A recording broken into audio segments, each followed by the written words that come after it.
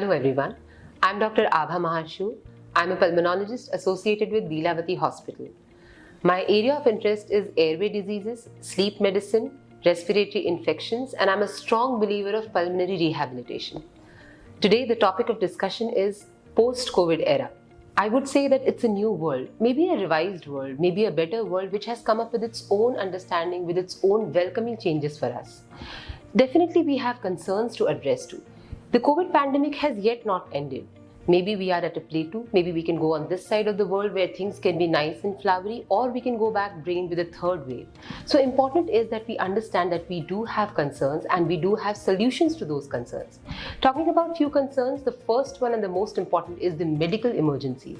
So we have all seen that there has been a delay in attending to these medical emergencies, be it a COVID emergency or a non-COVID cardiac emergency, neurological emergencies. Solution? So I think doctors are available to their patients like never before.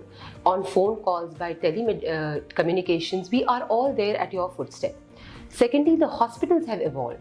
All the hospitals have come up with a better infrastructure, with a better plan, how to channelize their patients, how to triage them timely so that they can get the medical attention at earliest now. Second concern, of course, fear and panic. Lot of lack of awareness where people don't know what is COVID. People don't know how do we understand that what I'm having is actually COVID or no COVID. So every fever, every cough, cold, nausea, gastric problem may not be COVID. And we need to address to them as soon as possible. So when we talk about these concerns, the solutions are as simple as possible. Understand about your disease from a trusted source. Media houses or your neighbors, your relatives, they are not the people who can tell you what you're suffering from. So contact a doctor as soon as possible in this era because time is of essence. You detect your disease early, you treat it early, and you're absolutely fine in no time.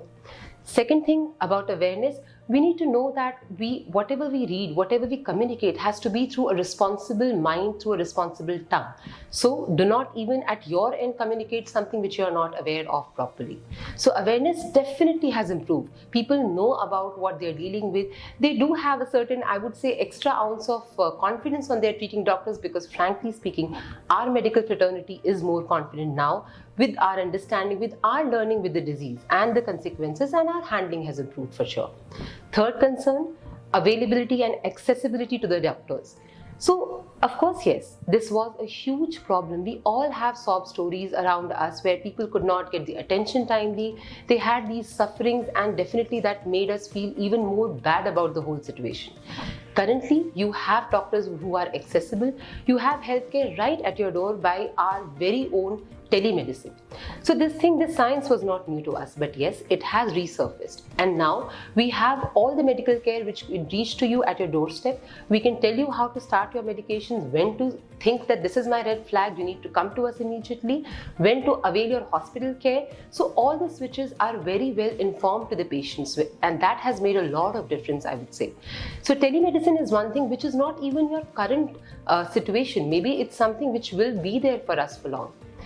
It has not only helped us to give care to the COVID patients, it has helped us to give care to those dilemma patients where you don't know whether you have COVID, not COVID, you're stepping out of the houses, you're spreading the disease and creating more panic amongst others. Secondly, the non-COVID patients who we used to do follow-up, all of them sitting in their houses scared what is happening to them, even if they don't have COVID, are we doing well or no? All of them reached out to us. Of course, they gained confidence because their medical concerns were addressed to. So telemedicine has come up as a boon, and we are thankful to technology for the same. Now coming to some pearls and some facts which are the matter of fact today when this COVID era is spoken about anytime. We need to know that this is not going to end like that. It is going to be with us. It is going to die down slowly, gradually, where maybe you will hear from someone that, oh, you've got COVID? It's fine. I know I've got COVID. I just have to stay indoors. I have a doctor at my reach, and I know what I have to do. I know when I have to reach the hospital, and I'm fine about it. And I know how do I take care of it. And that is where we have to head towards. When we talk about what we can do in the current era, I don't have COVID, doctor, but what I can do? How do I prevent from getting into that misery? So the second statement which comes to our mind is respiratory etiquettes. It's not a new thing at all. Actually, it is something which we all knew, which we were supposed to do, but now we have to do. because of the consequences of not doing it, lands up to bad sufferings which we don't want. So when we talk about respiratory etiquettes, the most important one which we all have realized is basic mask hygiene. Just wear mask outdoors, and that is what is going to keep you away from so many troubles. Hand hygiene, keep on washing your hand. No need to wear gloves and move around like you're so panicked up, not required. Just have a hand sanitizer and keep washing your hands. Social distancing, no need to go to crowded places where you can nicely avoid. Then you have quarantining. If you have got a disease, you know that you're suffering from certain symptoms, please refrain from stepping out and giving your symptoms to others. Even if you're giving a common cold or a seasonal flu to someone, trust me, you're increasing panic.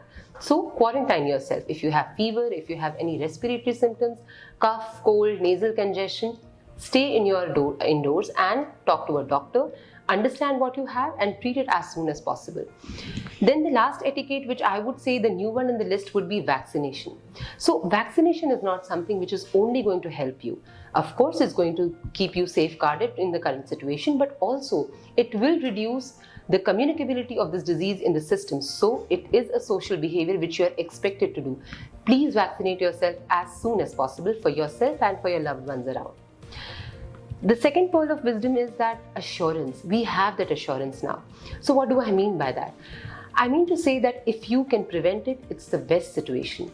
If you can detect it early, that is the perfect picture in your eyes. If you can treat timely, that is the best thing you can do to yourself. And if you come for follow-up wisely, that's done. The whole situation stays under control. So we have that assurance now, and we all as a medical fraternity are content that we can handle the situation in the best possible way. And lastly, the take-home message from our side would be that we are looking towards a globe where people would say that everything is fine. We know that COVID is going to end one day. We are responsible for ourselves. We are responsible for our family. We want to handle this as responsibly as possible. We want a medical supervision. We do not want people to come and tell us that you have this, maybe you can do that. No. I know I have to talk to a doctor. He knows what I have, and I have the confidence that he's going to take care of me very well. Thank you.